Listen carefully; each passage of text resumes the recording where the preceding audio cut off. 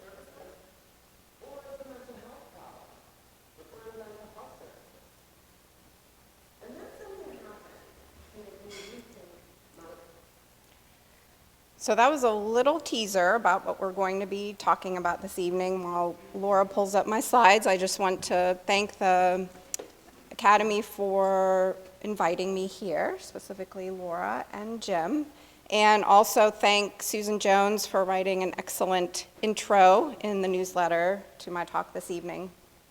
What we're going to be talking about is not a particularly comfortable topic. My goal is not to make you uncomfortable. My goal is actually to make your job easier, to help you understand your patients a little bit better, to help them get better more quickly, and hopefully to shift your thinking just a little bit about what is going on with your patients. So we're going to be talking about adverse childhood experiences, their impact on adult health, and how to provide trauma-informed care. So what are adverse childhood experiences? So adverse childhood experiences are similar to, you may have heard the term trauma or toxic stress. These terms are often used interchangeably, but specifically for the purpose of the research study we're going to be talking about, they refer to 3 categories of experiences. So one category is abuse, so sexual abuse, physical abuse, or emotional abuse. Neglect, either physical or emotional, and various forms of what are called household dysfunction. So these are things like having a household member with a substance abuse problem, having a parent who is incarcerated and is out of the home, parents who are divorced or separated, having a parent, specifically a mother, who was treated violently within the home, or having a family member who is mentally ill. So let's talk a little bit about the Adverse Childhood Experiences study. Is anybody familiar with this study? Quite a few, that's great. Okay, we're not going to get too much into the weeds as to the specific aspects of the research study, but just to give you an overview. So the ACE study was a collaboration between Kaiser Permanente and the Centers for Disease Control. And what happened was the Kaiser Health Plan sent out a health questionnaire, and they also sent out an ACE study questionnaire. And the ACE study questionnaire was really just the questions about, did this happen to you? All of the different forms of adverse childhood experiences. So in the first wave, they collected about 10,000 questionnaires. And then they did a follow-up, and they gathered information about mortality, morbidity, outpatient visits, emergency room visits, and pharmacy utilization. There is also a second wave of the ACE study, but we're not going to get into that this evening. So what did they find? This slide is a little difficult to read, but in the categories of adverse childhood experiences, they were shocked about how prevalent ACEs were. So about 28% of the respondents had a history of physical abuse, a little bit less had a history of sexual abuse, and about 10% had a history of emotional abuse. And you can see the other figures there. But as you can see, ACEs are prevalent. What they then did was they correlated the rates of adverse childhood experiences with current health problems. And for each of these bar graphs, the prevalence is on the y-axis, and the number of ACEs is on the x-axis. And so as you go forward, the number of ACEs increases. So obviously there is a pattern here.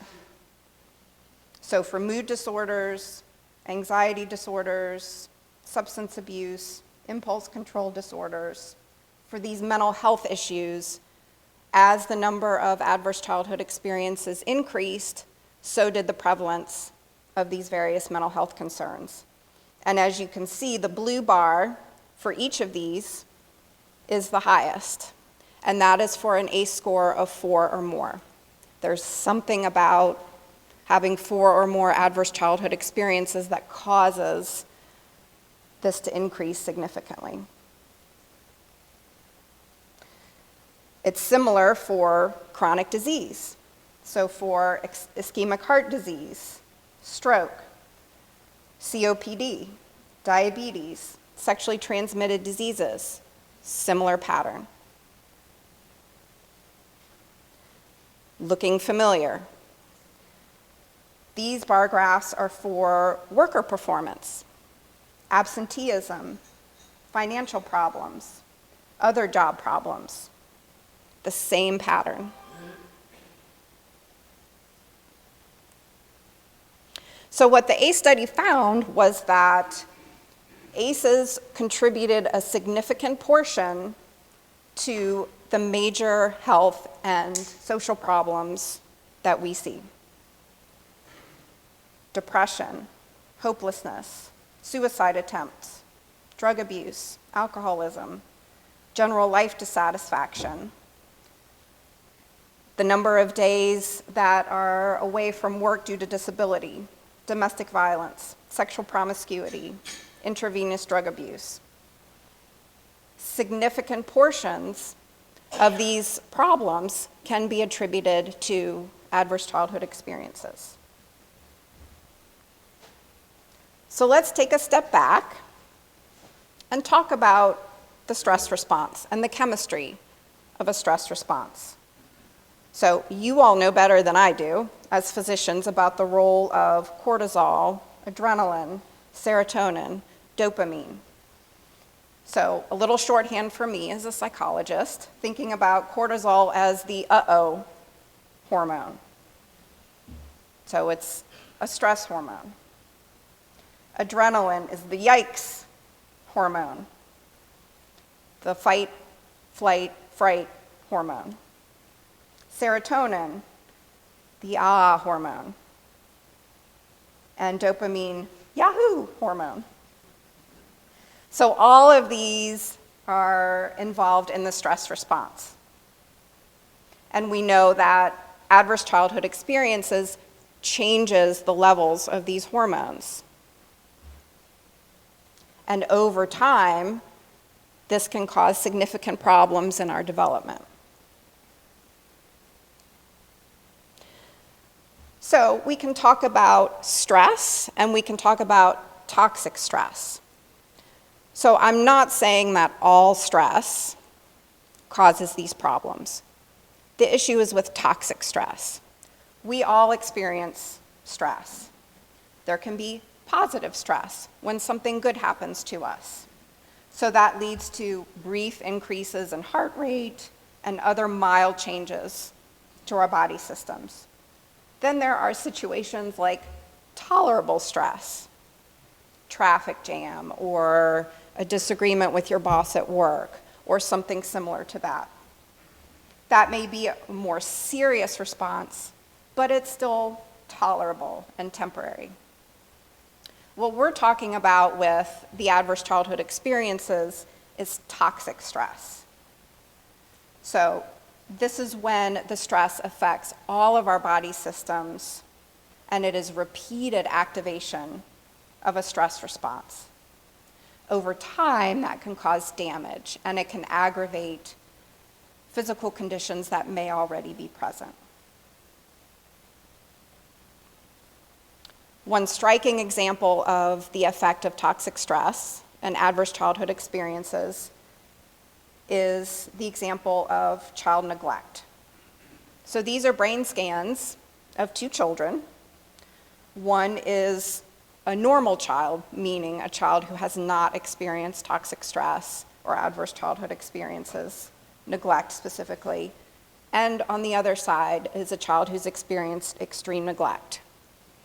Again, this is a really striking example, but it is one that illustrates the impact of adverse childhood experiences. And what we know is that the consequences of lifetime exposure to violence and abuse and other adverse childhood experiences can affect every system in the body. So this is a graphic which shows that it can affect our neurological systems, our gastrointestinal systems. Every system in our body is affected by toxic stress. So if you take nothing else away from tonight other than this, it is that adverse childhood experiences, or ACEs, are very common. So patients who are coming into your office every day have these experiences at quite a high rate. So if you're seeing 10 patients in a day, you can bet that more than half of them have had at least one adverse childhood experience. And they're largely unrecognized. We don't generally ask about these experiences outside of a mental health setting.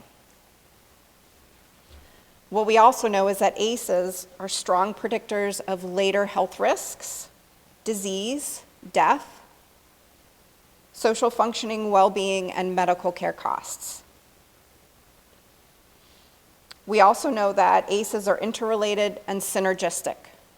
So as someone has more and more adverse childhood experiences, the impact grows at an exponential rate. It's beyond an additive effect. As you remember seeing from those bar graphs, there's a jump in the percentage of people who experience mental health concerns, physical problems, and social problems when they get to that 4 or more total of adverse childhood experiences.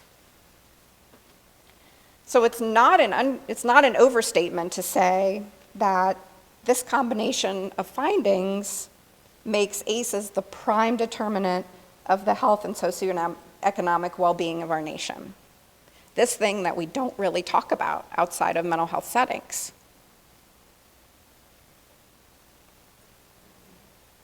So how do we think this is happening? So we've talked about the different categories of adverse childhood experiences: abuse and neglect, household dysfunction. We've talked about how this impacts our neurobiological functioning with dysregulation in our stress hormones, with brain abnormalities. It can also, particularly in children, cause poor attachment, meaning the child's connection to a primary caregiver. Over time, that leads to poor socialization in general, leads to what psychologists and mental health professionals call poor self-efficacy, meaning you don't feel like you can succeed at anything in your life. And we know that it leads to health risk behaviors, mostly as a compensatory strategy. So, as children who have adverse childhood experiences get older, they pick up smoking, they start overeating, they start abusing substances, they start having too much sex to compensate for the emotional dysregulation that they're feeling as a result of the adverse childhood experiences. And then, as we know, all of those risky behaviors, in combination with those psychosocial effects, not having good attachments, not really knowing how to get along with others, not feeling good about oneself, and those dysregulations in our stress hormones leads to all of these long-term consequences: disease and disability, and other social problems. So another way of looking at it, flipping it over, at the bottom are the adverse childhood experiences.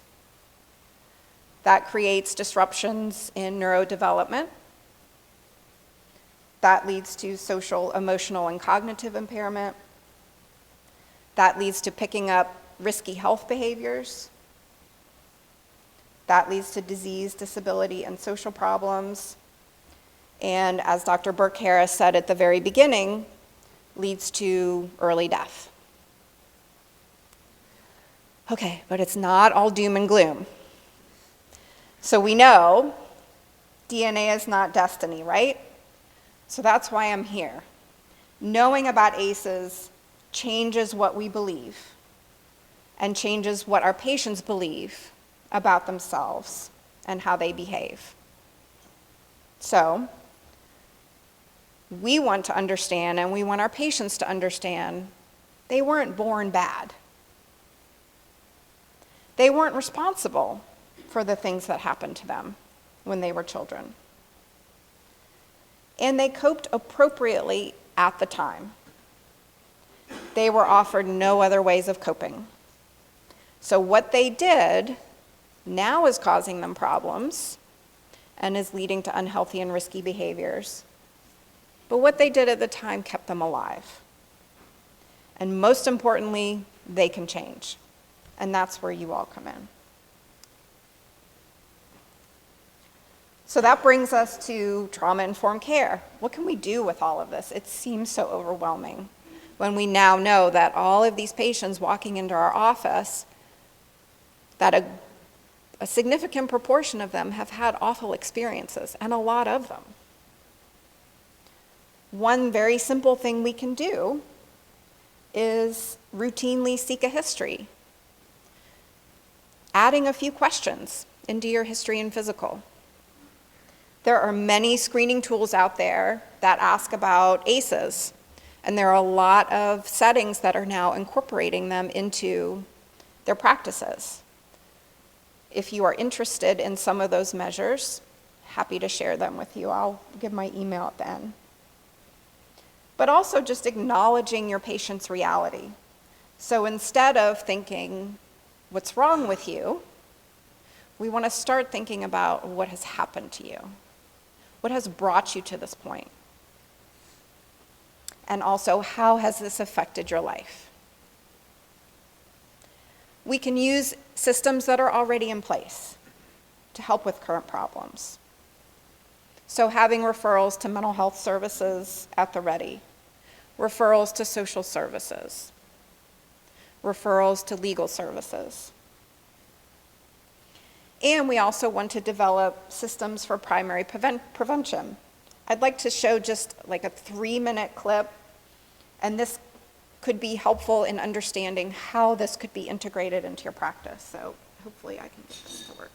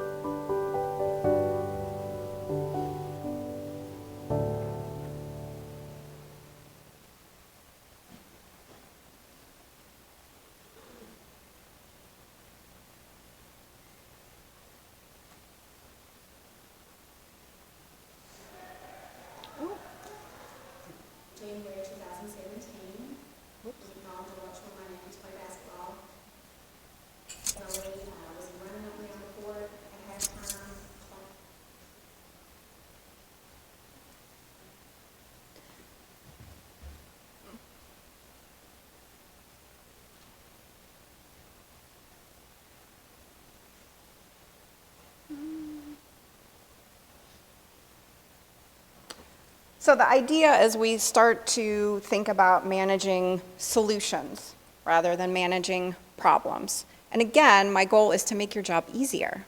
So understanding what has happened before your patients have walked into your office can help you figure out the direction to go in, and so that hopefully they will get better quicker. So the video outlined a few of these, and depending on which website you go to and which organization has developed the principles for trauma-informed care, you may pull up different combinations. But in general, when we think about transforming our practice and transforming the places in which we provide care, we think about some major principles of trauma-informed care. So first and foremost, we really want to engage our patients. So asking them, what would make it more pleasant to come to the doctor? Nobody likes to do that. What would make it more pleasant and less scary for them? Involve them in their treatment. We certainly want to screen for trauma. Again, this doesn't have to be time-consuming. It can be 10 questions or less, and it can give you a wealth of information that can help jumpstart their care and help them get better more quickly. We also want to build an informed workforce, so providing training to the folks who work for us, and it could be something as brief as a video that I just showed, something maybe a little bit more lengthy. It doesn't have to be days and days of training. And then we want to incorporate that in our hiring practices as well, and helping the folks who work with us and for us understand the experiences of the patients we're working with. And then we want to use evidence-based practices for trauma-informed treatment and trauma-focused treatment.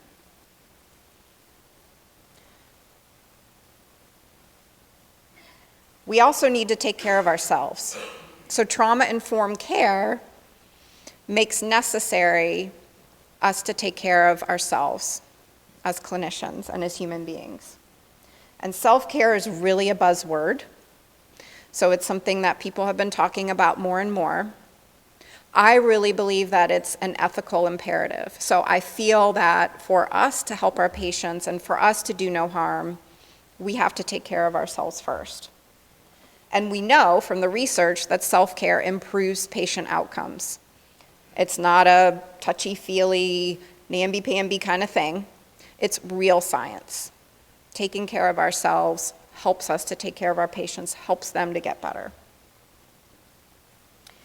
Working with emotionally traumatized and physically ill patients affects us. We're human. If we are here to help others, we must help ourselves. And no matter how hard we try not to, we bring ourselves to work with us every day. And we bring our work home. And we need to acknowledge that. So all staff need trauma-informed training, and a part of that is self-care.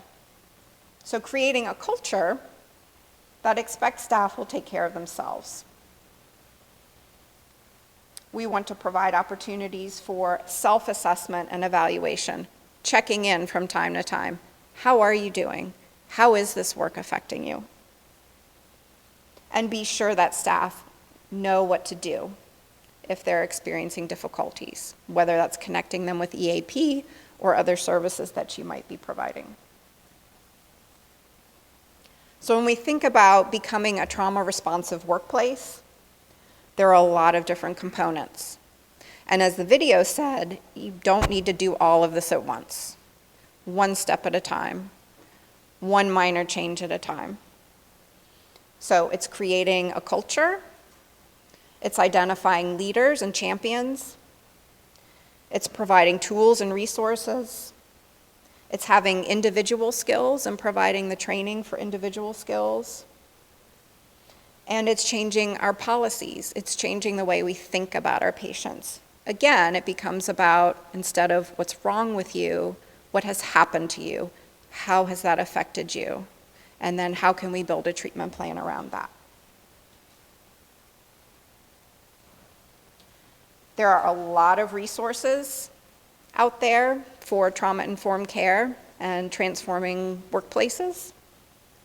I have a few listed here, and I'm not sure if maybe slides can be sent out to everyone. There are a couple of websites that will provide you with the latest research about adverse childhood experiences and how you can incorporate those findings and those evidence-based practices into your practice, and I would highly recommend those, and we can get you those as well. I wanted to save time for discussion. I don't like talking at people, so I'm hoping that I at least generated some questions or some comments that we can discuss together. Thank you.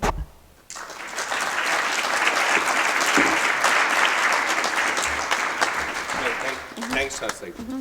We'll open the floor. Tovia. Thank you for that lovely talk. Very informative. I'm in the GYN urology space, and this comes up a lot. Sometimes surprisingly so, we live in the exam. So I've come up with some things that I'm not sure it's evidence-based, but love the data I can use to get the exam done.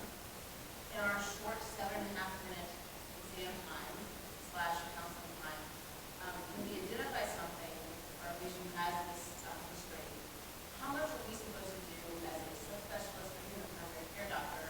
What is our next step? Is it to a psychologist? Is it to a psychiatrist? Is it to the website? What are our action items?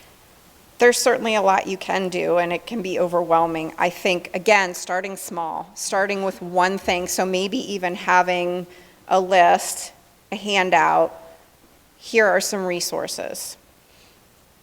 I think initially is planting that seed that what has happened to you is linked to the health problems you're having right now. And for them to just start thinking about that.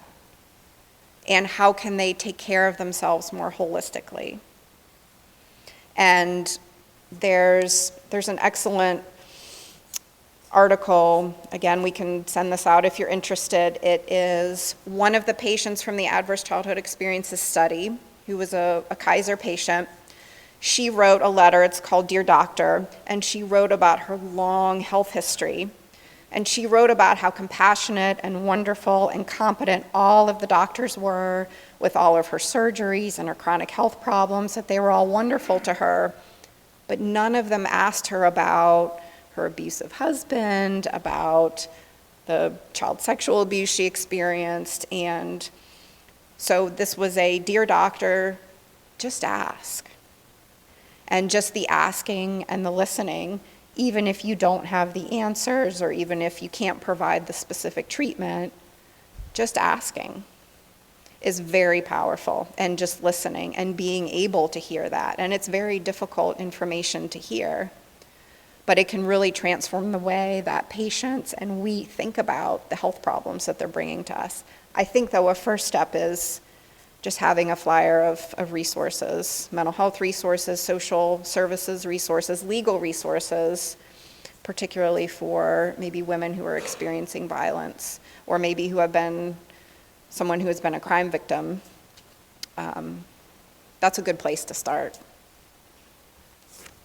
So you talked about how, DNA doesn't make your destiny, and kind of suggested that people who have a higher ACE score might be able to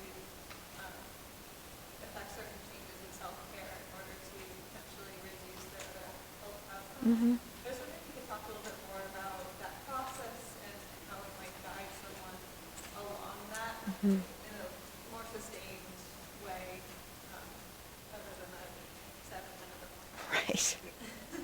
So you very beautifully just outlined what resilience is.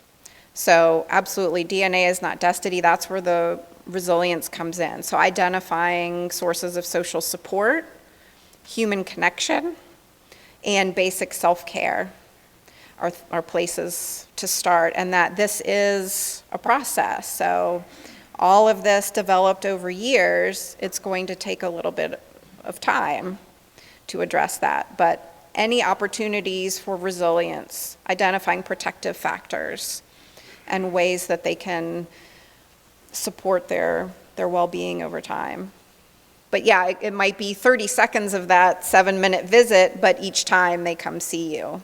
Again, just trying to get in a kernel, trying to help them make those connections, and really just listening to them.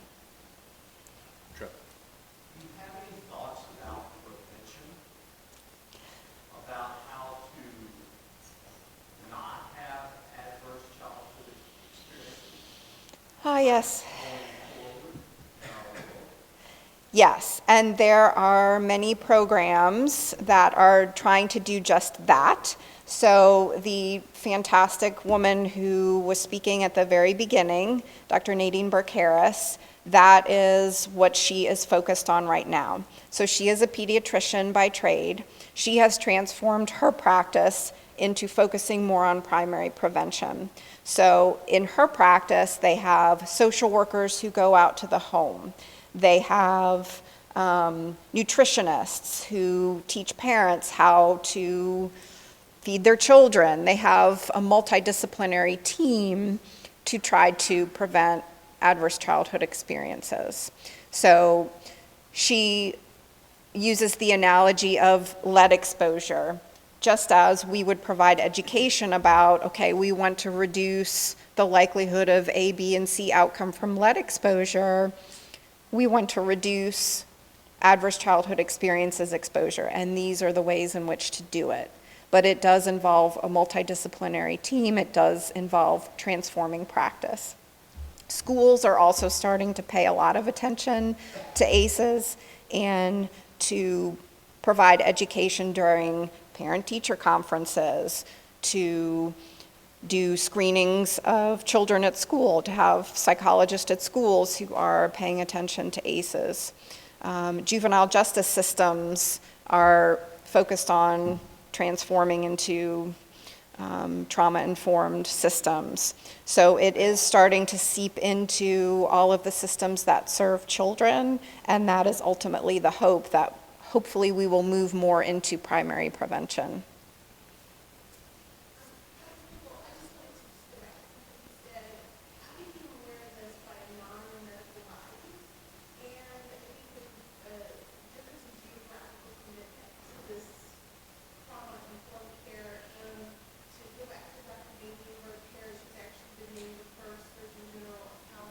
Mm-hmm. And the governor has just signed into law that these ACE questionnaires, surveys, the appropriate terminology I'm not exactly sure about, but are mandatory for school admission across the state of California. So this will probably speak the growth. I think what we're most impressive about the research that has led to probably keeping on the state is that these things are linked to health conditions throughout our life, even into our 60s, 70s, 80s.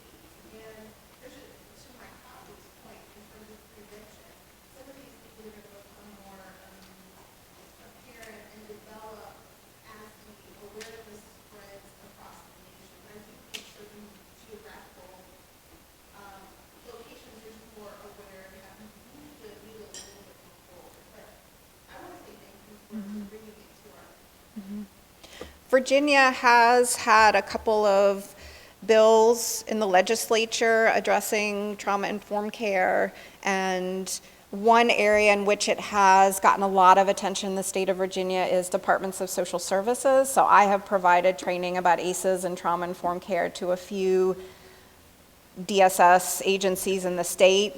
That's where the focus is right now, but I agree it's going to seep through, but certainly California is leading the charge on that for sure.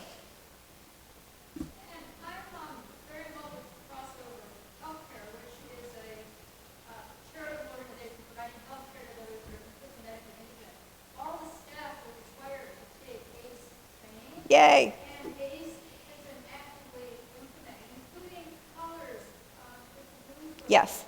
Just lots of different things, but it was really eye-opening for this clinic that deals with so many patients that are challenged in so many ways. That's wonderful. Thank you for sharing that. Yes.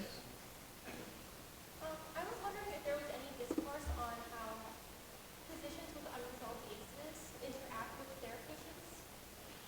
That's an excellent question, and that's where the self-care for us as providers comes in.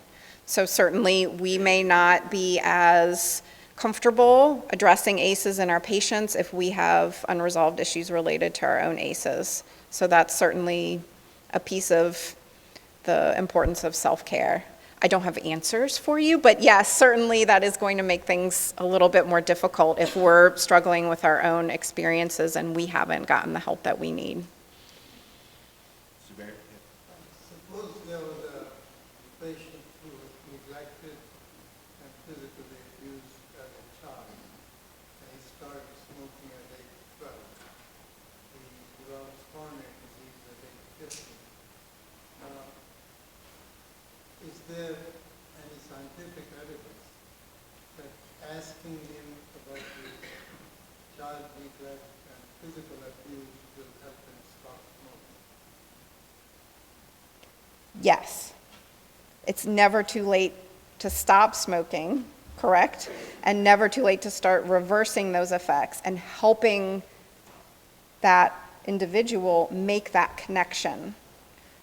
So instead of, this is just a bad behavior you've picked up, you have an addiction to nicotine, it is, this is a compensatory behavior that you started to cope with the effects of your adverse childhood experiences.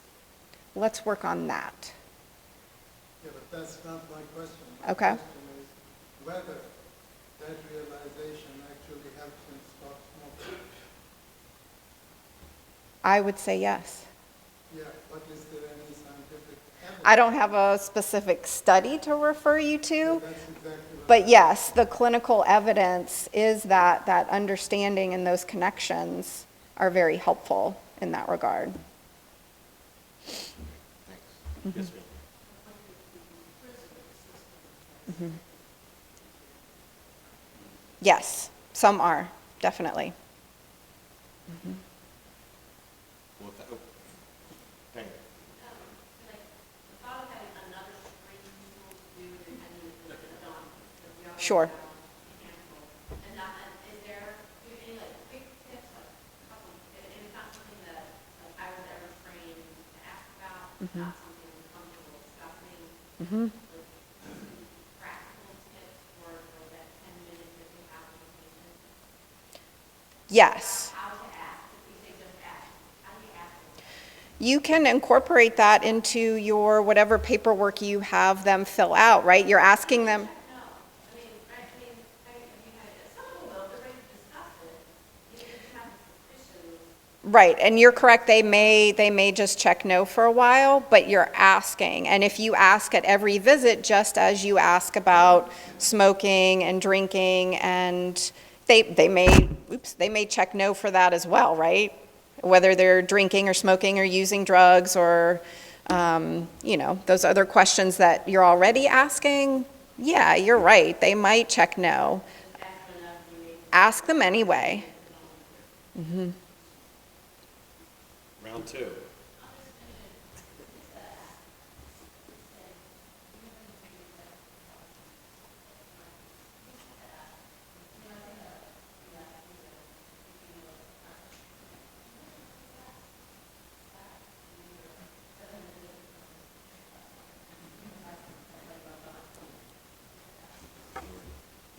Getting the high sign. We'll do, yeah, one more. Yes, sir.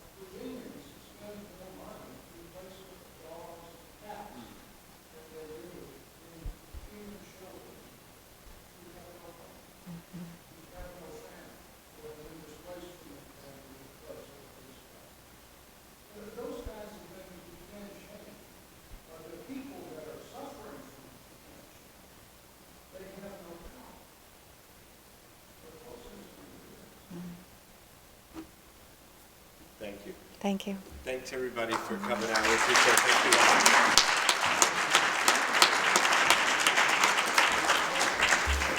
you. All right. I think that's it. Thank you.